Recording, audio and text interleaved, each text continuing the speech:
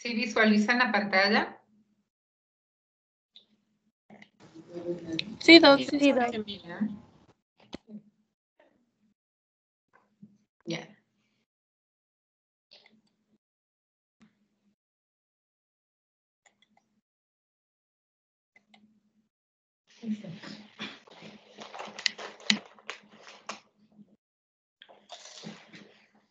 Hola chicos, ¿sí me escuchan? Sí, Doc, buenas tardes. Ya. Buenas tardes. Bueno, un gusto para mí poder compartir este momento con ustedes. Pues personalmente a mí me apasiona mucho esta enfermedad, el lupus, junto con el embarazo, ¿no? Primero vamos a hablar un poco de generalidades, como les dijo la doctora López, las preguntas, todas las que quieran hacerlo, lo pueden hacer al final de la conferencia, ¿ya? Entonces vamos a empezar. Bueno, el lupus de por sí ya tiene un contexto hasta de una enfermedad mitológica, una enfermedad misteriosa y una enfermedad grave. Las pacientes al escuchar el diagnóstico de lupus pues son mujeres que se asustan, que pues empieza una serie de interrogantes. Entonces la idea de esta charla es que ustedes al final tengan las herramientas y ustedes puedan decirle a su paciente, guiarle un poco al respecto de su enfermedad. Y pues como médicos también somos educadores y tenemos que mantener una buena relación médico-paciente y esto nos va a asegurar que nuestra paciente cumpla con nuestras indicaciones, ¿no? Mi idea con esto no es que ustedes sean reumatólogos, especialistas en lupus, sino que tengan esos pequeños tips, ¿no? Que los puedan utilizar ya cuando estén en la rural, porque de hecho en la rural les va a llegar muchos casos de este tipo, ¿no? Para empezar, les puedo decir que si ustedes en la medicina rural encuentran una paciente con lupus, no se queden con ella. Difieran, manden a otro hospital, manden al sitio más cercano donde haya, por último, médico internista, reumatólogo, lo que sea, pero no se queden con esa paciente porque por lo general son pacientes que se complican y eso puede también generar problemas para ustedes como médicos rurales. Entonces, empezando, les puedo decir que el lupus es una enfermedad crónica, es decir, que es una enfermedad que una vez que ha sido diagnosticada no tiene cura, la vamos a tener toda la vida, tiene un excelente control siempre y cuando la paciente nos colabore tomando la medicación y siguiendo las indicaciones que le damos. Es la típica enfermedad sistémica, es decir, que es una enfermedad que no solamente afecta a un órgano, sino que puede afectar a muchos otros órganos, principalmente al riñón, pulmón, corazón, sistema nervioso, piel, cabello, mucosas, derrame pleural, que bueno, eso ya lo vamos a ver más adelante. Es la clásica enfermedad autoinmune, es decir, que son células del propio organismo que se han activado y empiezan a atacar a su propio tejido, es decir, que las células inmunitarias detectan a nuestro cuerpo como su enemigo y lo empiezan a atacar. Como la mayoría de enfermedades inmunológicas, es etiología desconocida, pero se ha propuesto algunas teorías. Esas teorías se asocian más con infecciones virales por herpes virus, citomegalovirus, parvovirus, etc. Tiene periodos de brotes y remisiones. ¿Qué quiere decir esto? Periodos en los que la enfermedad se activa, hace de las suyas, y periodos de remisión, es decir, periodos en que la enfermedad se duerme, se va a dormir y descansa. Vamos a hablar un poquito sobre los criterios antiguos del lupus eritematoso sistémico. Les puse estas imágenes para irlas poco a poco describiendo, ¿no? Entonces, dentro de los signos y síntomas tenemos al rash malar. Como vemos en la primera imagen, esta mujer tiene el eritema en alas de mariposa. Es un eritema que afecta pues a la región malar, a la nariz, a la frente, pero sobre todas las cosas respeta los pliegues nasogenianos. En la segunda imagen vemos unas lesiones redondeadas, regulares, con un fondo blanquecino. Los bordes se les ve muy irritados, muy enrojecidos. Y la última imagen es la fotosensibilidad. es la sensibilidad tanto a luz ultravioleta como a la luz solar. Pues en el caso de esta mujer, seguramente se expuso al sol o a la luz sin utilizar las protecciones necesarias y pues la piel se irrita y se enrojece de esta manera. Las úlceras bucales son clásicas, especialmente cuando la enfermedad está activa. Lo principal es que estas lesiones en boca no duelen, pero sí pueden llegar a molestar cuando la paciente tiene sobreinfección de estas úlceras. Por lo general aparecen en las partes blandas, en paladar blando, en lengua. Y como les digo, pueden llegar a sobreinfectarse y ahí es cuando duelen. Duran más o menos unos 3 a unos 5 días. La artritis no erosiva como la imagen de abajo. Esta es muy importante diferenciarla de la artritis reumatoide, pues la artritis reumatoide se caracteriza por ser una enfermedad igual autoinmune, pero que ocasiona lesiones y úlceras en la articulación. En cambio, en el lupus, estas lesiones y úlceras no se ven. Otra característica es que cuando nosotros hacemos el examen físico y colocamos bien la articulación, la alineamos bien, la articulación se queda así, pero una vez que la paciente retome sus actividades, empieza la deformidad. Puede ocasionar, como ustedes ven en la imagen, edema, eritema de las articulaciones, pero felizmente no provoca erosiones. La serositis, el derrame pleural, el derrame pericárdico, el derrame en zona abdominal, las ascitis también pues están presentes. Ahora, estos son los nuevos criterios. O sea, a ver, déjenme ver un momento, chicos. Ya. El trastorno renal, pues la proteinuria, el trastorno renal, pues ya lo van a ver más a profundidad con la doctora López. Los trastornos hematológicos, las anemias hemolíticas, las penias que decimos, las leucopenias, linfopenias, trombocitopenias. Obviamente en el laboratorio vamos a tener un anti-DNA positivo, un ANA positivo, un anti-SMID, que es el más importante. El 30% de las pacientes con lupus pueden asociarse a anticuerpos antifosfolípidos positivos y obviamente el ANA positivo.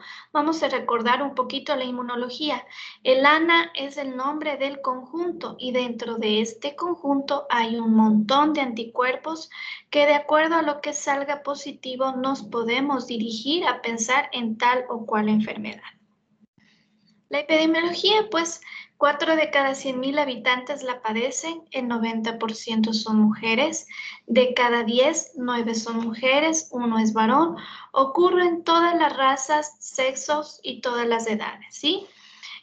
Haciendo pues hincapié en que en las razas puras, como en los negros y en la raza blanca, la enfermedad es muy, muy maligna, es muy severa.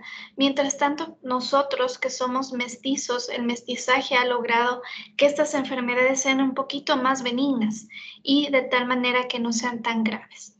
Pues aquí les hago un paréntesis para contarles que tenemos el caso de una paciente de raza negra con un lupus diagnosticado hace más de 10 años. Recibió ciclofosfamida, no supo que estaba embarazada, perdió el embarazo y pues actualmente desde hace unos más o menos 8 meses ya la tenemos en hemodiálisis y es un lupus que con toda la medicación que le hemos dado no ha llegado a remisión en ningún momento. Ahora sí, vamos a hablar del lupus en el embarazo. Pues es frecuente obviamente en mujeres jóvenes. No va a haber una paciente lúpica igual a otra paciente. Entonces, con esto quiero decirles que siempre debemos individualizar el tratamiento, el diagnóstico y la forma de decirle el diagnóstico a la paciente, ¿no? Y pues en esto tenemos acceso a mucha información y mucha de ella es de dudosa credibilidad. La paciente, el momento que tiene su diagnóstico, sea antes del embarazo o durante el embarazo, pues va a hacerse muchas preguntas. Y estas preguntas son, ¿puedo yo con mis circunstancias especiales quedarme embarazada con esta enfermedad? Pues sí puede. ¿Y a quién va a preguntar del tema? ¿A la pareja, a la familia, a las amigas, a la vecina, a la señora de la tienda? otras pacientes, otras experiencias, pero a quien debe preguntar es al médico reumatólogo, médico familiar y si es que ya está embarazada, al médico ginecólogo. Ahora, otra pregunta, ¿la mujer con lupus es menos fértil? Pues no es menos fértil. La fertilidad en ellas es igual que en las mujeres que no padecen lupus. Pero sobre todas las cosas, en ellas sí conviene programar el embarazo, pues ya son mujeres que tienen un diagnóstico previo. Entonces es importantísimo que la mujer tenga una visita preconcepcional. Si tienes una paciente jovencita con este diagnóstico, la primera pregunta que tú le vas a decir es, ¿te quieres quedar embarazada? Te va a decir, de pronto te va a decir sí. ¿Qué es lo que le vas a decir? Perfecto, el momento que usted quiera embarazarse, pues tiene que avisarme. En la visita preconcepcional nosotros vamos a valorar si es que el lupus está activo y vamos a proponer un tratamiento que sea eficaz y que no dañe al feto, ¿sí? Eso es muy importante. El especialista en lupus debe tener una infraestructura y un conocimiento adecuado para llevar una valoración específica y llevar a que la paciente se embarace en la situación adecuada. Debemos trabajar no solos, jamás trabajamos solos. Yo creo que en ninguna especialidad podemos decir que vamos a trabajar solos. Siempre deben tener una buena relación entre colegas para pedir ayuda, pedir opiniones. A veces uno se sesga a ciertos diagnósticos y ciertos tratamientos, pero cuando uno comenta con el colega, pues el colega nos puede abrir los ojos y nos puede dar una luz al final del camino para nosotros poder dar un mejor tratamiento. En este caso, pues nosotros debemos tratar el embarazo junto con un ginecólogo y un médico neonatólogo. Otra pregunta que viene, ¿puedo ser infértil? Pues como les dije anteriormente, no se afecta la fertilidad, pero puede haber periodos de amenorrea transitoria por el estado inflamatorio severo que pueda tener la paciente. Y dentro de los múltiples anticuerpos se ha demostrado que existen los anticuerpos antiovario que van a afectar al ovocito directamente. Y sobre todas las cosas, si es que ya es un diagnóstico previo de lupus, debemos preguntarle qué tratamiento ha recibido, si es que no ha estado con nosotros desde el inicio. Si es que esta paciente nos menciona que ha recibido ciclofosfamida, pues tiene una alta probabilidad de que sea infértil, pero sin embargo sí se ha dado casos de que sí pueden embarazarse aún haber recibido ciclofosfamida previamente. Antes de dar este tipo de medicamentos, pues la paciente debe firmar un consentimiento informado en el cual se le va a informar sobre los efectos secundarios del medicamento. La ciclofosfamida pues daña los ovarios, daña los ovocitos y por tanto hay una alta tasa de infertilidad. Ahora, ¿cuáles son los efectos del lupus en el embarazo? Pues obviamente va a haber empeoramiento de las manifestaciones clínicas, pero no se ve en el laboratorio. Esto es un poco extraño, pues el cuerpo de la mujer durante el embarazo tiene ciertos cambios y su parte inmunológica cambia porque tiene que hacer una tolerancia al nuevo ser que se está formando. Hay un aumento de la morbilidad en el 7%. En la mayoría de los casos que la paciente no ha hecho la visita preconcepcional, puede haber exacerbaciones de la falla renal. Puede presentarse preeclampsia en mayor proporción y en este caso sí es un poquito diferencial de la nefropatía lúpica. Y es aquí donde entra el hacer una buena historia clínica y un buen examen físico.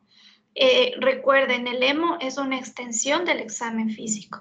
El hemo nos va a dar muchas luces sobre lo que le está pasando a esta mujer. En la preeclampsia ustedes saben que hay proteinuria, en la nefropatía lúpica también. Pero ¿qué debemos hacer? Preguntarle a la paciente cómo se siente. La paciente te puede decir, estoy cansada, tengo úlceras en la boca, se me cae el cabello, me duelen las articulaciones. Y pues en el laboratorio sí puedes tener un complemento consumido. Esto ya te hará pensar que sí se trata de una nefropatía lúpica, más que una preeclampsia, aunque esto sí puede llevar a la preeclampsia. La incidencia de abortos en las mujeres con lupus es del 30%. La muerte fetal, el 50%, tienen 3 veces más prematuros que las mujeres que no tienen lupus. Como les decía, hay alteración en los mecanismos de tolerancia materno-fetal, pues el sistema inmunológico tiene que adaptarse a ese nuevo ser que se está creando y que tiene otra inmunidad. Entonces, esa tolerancia en una mujer cuyo sistema inmunológico no esté al 100% no va a ser la adecuada. Después del parto, en el puerperio inmediato, hay que ajustar la medicación si es que hay agudización del ES. Por el influjo hormonal, hay mujeres que tienen activación de su enfermedad. ¿Y qué es lo que tenemos que hacer? Es sacar de la lactancia, o nos olvidamos de la lactancia, y iniciar los inmunosupresores. La sintomatología y los signos pueden aumentar en el embarazo, en el puerperio, como ya les he dicho, y sobre todas las cosas en aquellas pacientes que abandonan por temor al tratamiento con hidroxicloroquina y cloroquina. Esto es un grave error, pues hay muchos colegas que no tienen el conocimiento al respecto y lo que hacen en una mujer embarazada con lupus es retirarle todos los medicamentos, incluyendo la aspirina, lo cual es una situación muy, muy grave. Es un medicamento fácil de adquirir y que la paciente puede tomarlo con toda tranquilidad y que sobre todas las cosas nos va a asegurar que la enfermedad no se active durante el embarazo o después del embarazo. A mayor actividad, pues es peor el pronóstico fetal, eso es obvio. Entonces vamos con los puntos de la valoración preconcepcional. Esto quiero que se grabe. ¿Qué es lo que vamos a valorar? La actividad de la enfermedad, la afectación renal, la hipertensión, los antecedentes de la historia obstétrica, si es que la paciente tiene síndrome antifosfolipídico y qué tratamiento le vamos a proponer durante el embarazo. En caso de que la enfermedad esté activa, pues obviamente le vamos a decir a esta señora, usted no puede embarazarse. Pero si la enfermedad ha estado dormida o está estable, más o menos por un lapso de 9 meses, le podemos dar luz verde para que se embarace, pero tenemos que cotejar con los otros elementos que ya vamos a revisar. Como les decía, hay que llegar al momento de la concepción en una situación de estabilidad clínica.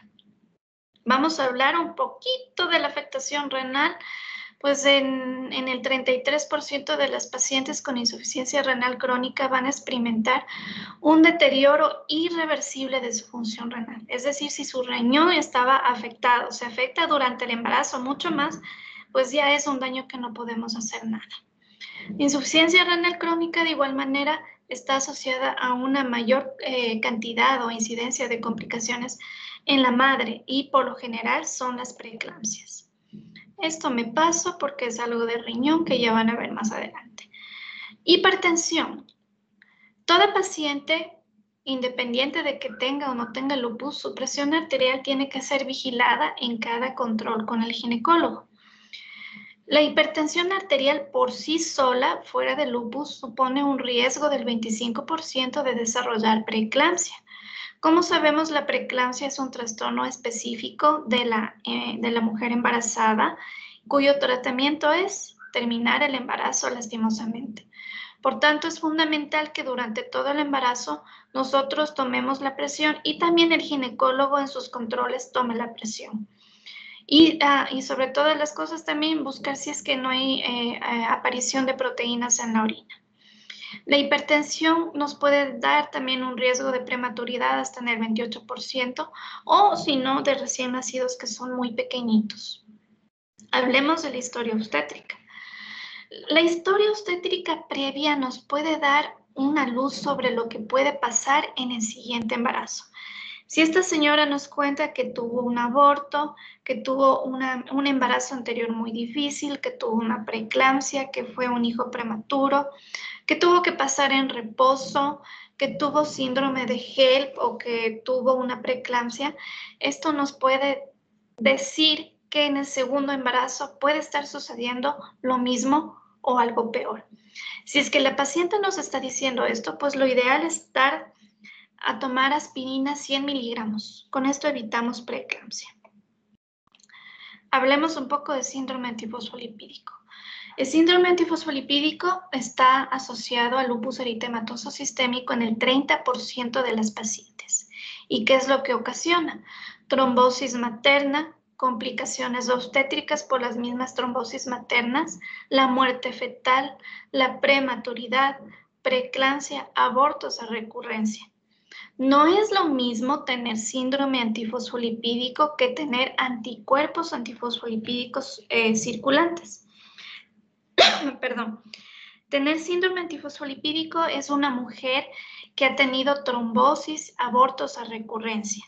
Y anticuerpos circulantes son aquellas mujeres que sí tienen un anticoagulante lúpico, un antifosfolípido, una anticardiolipina que anda caminando por ahí, pero no ha provocado ninguno de los síntomas o signos. El tratamiento. El objetivo es llegar al embarazo con un tratamiento seguro para el feto y obviamente para la madre. ¿Qué fármacos podemos dar durante el embarazo? La hidroxicloroquina, la azatioprina, la ciclosporina, las inmunoglobulinas, la aspirina, la heparina, obviamente las vitaminas, calcio, vitamina D, el paracetamol. Los glucocorticoides a dosis bajas a veces es necesario darlos, pero siempre a dosis bajas. Cuando se da a dosis altas, pues corremos el riesgo de que tengamos un mayor riesgo materno-fetal o que tengamos hijos muy pequeñitos. Los antiinflamatorios sí podemos usar cuando la paciente nos refiere que tiene dolor articular, que tiene hinchazón articular, que sí se puede presentar, que tiene mucha fatiga, mucho cansancio, ¿no? Podemos utilizar solamente hasta la semana 29 porque, como sabemos, puede haber el colapso del conducto arteriovenoso en el corazoncito del bebé. Fármacos que definitivamente no se pueden dar durante el embarazo está la ciclofosfamida, el metotrexate, el micofenolato, los IECAS, los ARA2, enalapril y los sartán. Aquí hago un paréntesis para hablar sobre este anticuerpo. ¿Se acuerdan que les hablé del nombre del conjunto que es los anticuerpos ANA? Dentro de estos está el resto de anticuerpos y está este anti-Rho y el anti-La. Estos tienen la característica de tener un bajo peso molecular y pasar la barrera placentaria, llegar al corazoncito del bebé y pegarse al haz de His del corazoncito del bebé provocando bloqueos. Más o menos en el 20% de pacientes que tienen este anticuerpo se ha visto estas circunstancias que a veces son muy dramáticas. Por tanto, hay que vigilar el corazoncito del bebé desde la semana 18 hasta la 34, más o menos ya previo a que nazca el bebito. Y pues este sí nos puede provocar lupus neonatal. Ojo, no estoy diciendo que hay niños que nazcan ya con el diagnóstico de lupus. Lupus neonatal se refiere al paso de estos anticuerpos a la sangre del bebé. Aquí vemos las imágenes, ¿no? Entonces, este anticuerpo va a provocar la erupción discoide como de un lupus, la fotosensibilidad, las penias, leucopenia, anemia hemolítica, trombocitopenia, el bloqueo que ya les he mencionado, las miocarditis, pericarditis. Felizmente, estos síntomas, estos elementos van a desaparecer aproximadamente a los 2 meses de nacido el pequeñito. Una imagen vale por 1000 palabras. Obviamente, una mujer que fume no creo que sea posible en la vida, pero se ha visto casos. Todo embarazo en una paciente con enfermedad autoinmune, cualquiera que sea, y especialmente con lupus, se considera un embarazo de alto riesgo. ¿Por qué? Por una mala historia obstétrica, por afectación cardíaca, renal o pulmonar, porque la enfermedad ha estado activa, porque la paciente de pronto previo a embarazarse estuvo con corticoides a dosis muy altas, por la presencia del anticoagulante lúpico o síndrome antifosfolipídico, por el anti-Rho, el anti-La, y en el caso que tenga un embarazo múltiple, esto ya de plano ya nos da un embarazo de alto riesgo. ¿Cuándo le vamos a decir a esta mujer que no puede embarazarse? Cuando tiene una hipertensión pulmonar severa, cuando tiene una enfermedad pulmonar restrictiva, cuando tiene insuficiencia cardíaca, una creatinina de más de 2.8, que tenga preeclampsia o HELP, que haya tenido convulsiones 6 meses previos, que haya tenido un brote lúpico 6 meses previos, que ya tenga un daño renal 4 meses previos o que la paciente esté en diálisis. Y que mantenga también un aumento sostenido de la presión arterial o que actualmente esté usando ciclofosfamida. Si hay concepción, genial. Y si es que ha hecho visita preconcepcional, mejor todavía. Es fundamental entonces el manejo conjunto con el médico ginecólogo en una unidad con experiencia en embarazos de alto riesgo y que también sepan de la patología autoinmune. Hay muchos colegas ginecólogos que lo que hacen es asustarle a la paciente, le dicen, no, usted no puede embarazarse, o le quedan viendo raro, le dicen, no sé cómo está viva. Lo digo porque me ha pasado, ¿no? Las pacientes llegan en un mar de llanto a preguntar si es que pueden embarazarse o estoy embarazada y el ginecólogo me dijo eso.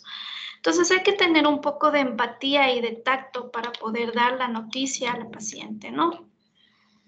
Ahora, otra pregunta que llega es, intento quedar embarazada y no es posible conseguirlo. Si es que esta paciente ya ha pasado durante algún periodo largo, más de 9 meses, y que ya tiene su edad y quiere embarazarse, sí le podemos recomendar los tratamientos de reproducción asistida. Pues la tasa de éxito es igual que en la población general, el 13 al 43%. No hay muchos estudios al respecto, o sea, la presencia de anticuerpos antifosfolipídicos no nos va a predecir si es que va a fracasar el tratamiento de reproducción asistida, ¿no? Pero estudios a corto, en un pequeño número de pacientes, han sugerido que sí pueden aparecer un poquito más de trombosis y de pequeños brotes. Pero también la paciente debe asumir el riesgo de estas técnicas, pues el riesgo es la hiperestimulación, la multiparidad, la prematuridad, pero en sí son iguales que en la población general. ¿Qué es lo que vamos a hacer con una mujer lúpica? En el primer trimestre, pues los controles habituales, las pruebas de función renal, la determinación del anticuerpo anti-RO, anti-LA, el anti-DNA, los anticardiolipinas, el anticoagulante lúpico. Durante el segundo trimestre, el ginecólogo sabrá hacer los controles ecográficos seriados a partir de la semana 20. Si es que los valores de RO y LA están muy elevados o están positivos, pues ya tiene que hacer un examen cardíaco para evitar o para predecir si es que va a haber un bloqueo cardíaco en el corazoncito del bebé. Y en el tercer trimestre, pues los estudios de bienestar fetal tienen que ser a partir de la semana 28. Como reumatólogos, nosotros la vamos a vigilar cada mes. Y ya llegando hacia los últimos 2 meses, los controles van a ser cada 15 días, donde obviamente pedimos exámenes de laboratorio, cuantificación de anticuerpos, una proteinuria no va a estar mal, y pues con eso nos vamos a mantener durante este tiempo, pero no vamos a dejar olvidada a la paciente, pues después en el puerperio tenemos que estar muy atentos que la enfermedad no se active porque ya el ritmo hormonal de esta mujer ya cambia, entonces puede activarse la enfermedad. ¿Qué es el éxito? No es más que el resultado satisfactorio de una tarea. Las claves del éxito para llegar a un feliz embarazo en una paciente con este diagnóstico es la consulta preconcepcional, la estabilidad previa al embarazo, la valoración del riesgo individual, el control coordinado, saber prever las complicaciones, siempre vigilar la presión arterial, mantenerle la cloroquina o la hidroxicloroquina, la aspirina, si es que ya ha tenido eventos trombóticos, es necesario mantenerla en osaparina al menos hasta 6 semanas después de que ya nació el bebé. Obviamente hago hincapié en la buena comunicación entre colegas, una buena infraestructura, una buena unidad materno-infantil, por eso yo les digo, no se queden con ustedes como médicos rurales, que es lo que más se les acerca a quedarse con una paciente de este tipo. Ustedes saben, tienen los tips, pero ustedes no pueden manejarlo. Y el control del puerperio inmediato. Para finalizar, ¿qué es lo que les puedo decir? Que el 87% de las personas que tienen lupus, sea hombre o mujer, afirman que minimizan los síntomas para evitar molestar a sus familiares. Es decir, que las pacientes callan sobre sus síntomas, sobre lo que tienen, y cuando llega donde el médico es una mujer que por lo general viene asustada. Y ahí viene el arte del médico en el saber preguntar y decir qué es lo que le pasa a esta paciente y ser un poco empáticos, porque nosotros, que felizmente espero que ninguno tengamos esta enfermedad, pues debemos ser empáticos y debe ser muy feo tener una enfermedad que sabes que te está haciendo daño, pero pues nosotros debemos calmar a la paciente, decirle que no es una enfermedad mortal, porque vienen con la idea de que es una enfermedad, que es un cáncer de la sangre, que es una enfermedad mortal y que con esto pues no van a poder tener una vida normal. La mayoría de nuestras pacientes que tenemos con la doctora López tienen una vida normal, solamente que tienen que tomar las precauciones necesarias para controlar la enfermedad y venir a los controles cada vez que se les pida. Eso es lo que tenemos. No sé si es que tienen alguna pregunta. ¿Se durmieron? No, Doc, aquí estamos. Ah, sí están ahí. Es que para mí es frustrante no verles las caritas. Doc, yo tenía una pregunta. Dime. Bueno, en cuanto llega esa paciente con estas, bueno, que tiene lupus y ya está en labor de parto, ¿cuáles serían las complicaciones que puede tener en la labor de parto? Y la otra es que yo había escuchado acerca es un tipo de lupus neonatal, pero no tengo muy clara la idea. Ya. O sea, Ya te pregunté, dígame. respondo la primera. En la labor de parto, ¿qué es lo que puedes tener? Una trombosis. Y más que todo, si es que la paciente no ha estado bien tratada, no ha estado con enoxaparina, pues es probable que tengamos por ahí una trombosis. Las trombosis pueden presentarse hasta la semana 12 después de haber dado a luz. Con la segunda pregunta que me hiciste, no existe el lupus del feto, o sea, no existe el lupus en el niño. Tienes el lupus neonatal, pero es por los anticuerpos que pasaron de la mamá al feto. Y estos se limpian, estos hacia la 8ª semana de nacimiento del bebé se limpian. No es que el niño se va a quedar con lupus.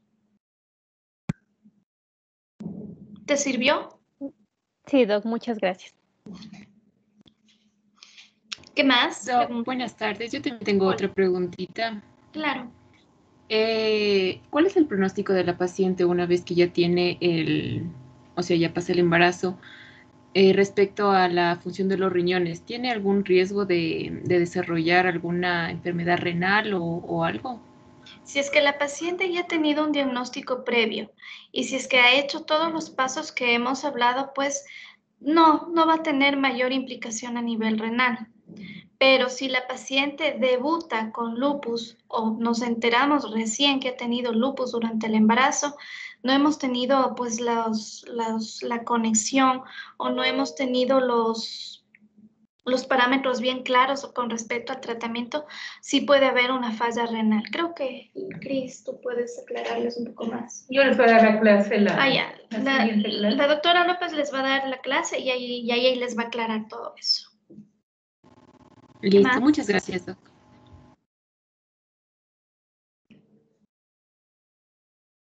¿Se durmieron? Dime. Doc, yo tengo otra pregunta. Claro.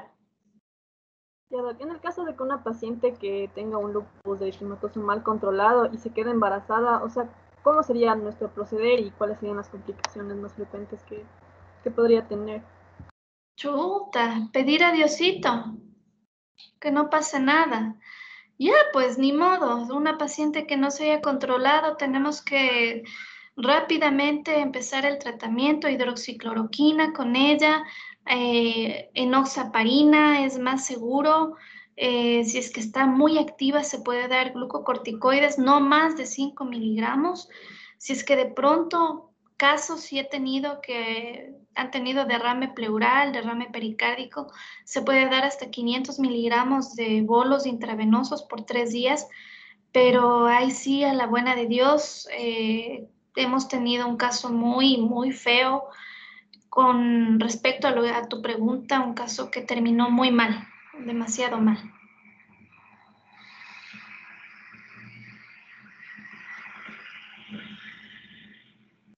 ¿Qué más? ¿Ya se durmieron? ¿Cuáles son las manifestaciones por las que más consultan las pacientes que aún no han sido diagnosticadas con lupus? Ya. Las manifestaciones clínicas de lupus son variadas, no es la gran simuladora. Estas pacientes pueden tener dolor articular. Me olvidé una situación importante. Nosotros, al ser mestizos, no tenemos la mancha en forma de mariposa. Lo que tenemos es la cara manchada o la cara sucia que se llama, o lo que llaman el paño. Entonces, bueno, es una mujer que puede llegar con dolor articular, con la cara manchada, de pronto por ahí una articulación edematosa, que se cansa mucho, que se le cae el cabello, que tiene úlceras dentro de su boquita y que sobre todo al hacer un par de cosas en el día está súper, súper cansada. Esas son las manifestaciones clásicas con las que llegan.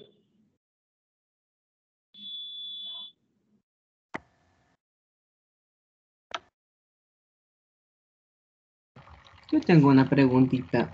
Dime. En el caso de que la paciente con lupus ya haya estado embarazada y en las últimas semanas, por decir a las últimas 5 semanas, exista un brote de lupus, ¿cómo se debería actuar? Pues ahí actuamos con corticoides, ¿sí? ¿Cómo puede activarse esta paciente? Con malestar general, dolor generalizado, derrame pleural, derrame pericárdico.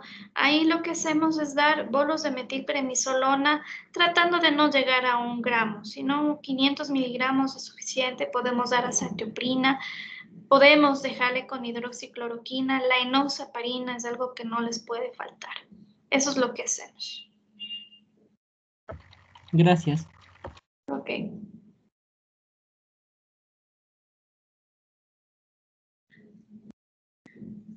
Ya se durmieron. No, Doc, yo tengo otra pregunta. Dime.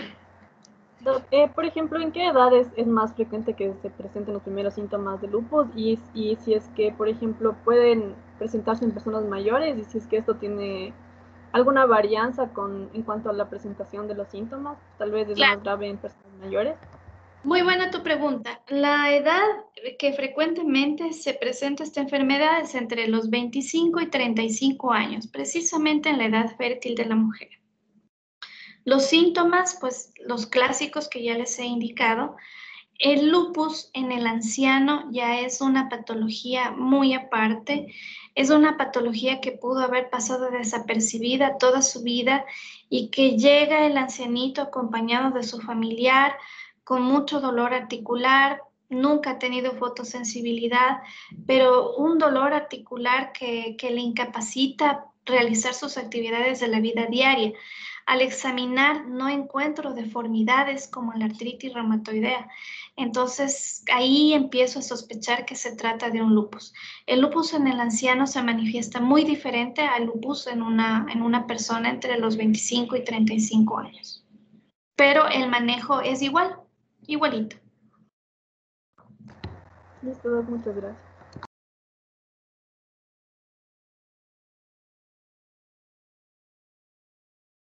Ahora sí ya se durmieron. Así. Nos perdimos.